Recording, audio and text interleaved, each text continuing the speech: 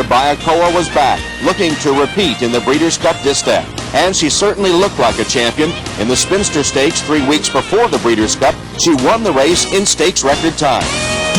But it was the brilliant 3-year-old filly, Go For Wand, that was the odds-on favorite. Go For Wand had won 7 of 8 races entering the Breeders' Cup, including the Beldame on the same Belmont Park racetrack which hosted that year's Breeders' Cup.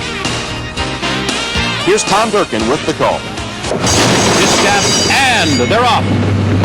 And it's a perfect start with Ballet Maid going for the lead. Mistorian is there, Colonial Waters, Bayakoa away in good order, and Go For Wand just to her inside.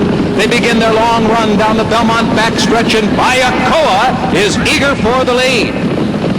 Laffit, Pincay trying to throttle her speed, and Go For Wand is going to run with her, so the battle is joined early. Mistorian just off them.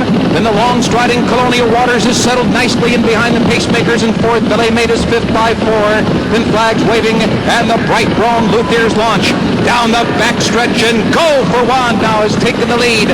Bayakoa right there just off her flank, and those two now lead the way as they move toward the half-mile pole with Colonial Waters trying to stay with them in third. The quarter went in 23 and 2/5 seconds. They run a half in 46 and 2. A chess game down the backstretch. Randy Romero moves with Go For Wand. Pincay counters with Bayakoa, and those two, the tempo quickening now, and a clash of champions midway round the far turn here at Belmont Park. They pulled away from 3. Colonial Waters is racing in third position, and Mistorian is fourth. They hooked up at the start. They're in a cutthroat duel. Go For Wand holding on to a short lead. Bayakoa is right at her throat, and they have dueled for 3/4 of a mile in 1:10 and 2. Bayakoa on the outside, a short lead. Go For Wand is unwavering toward the rail. Those two stride for stride. Go For Wand on the inside. Bayakoa battling back.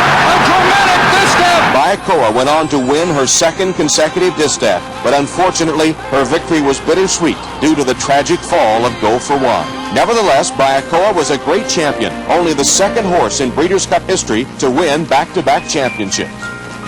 The 1989 Breeders' Cup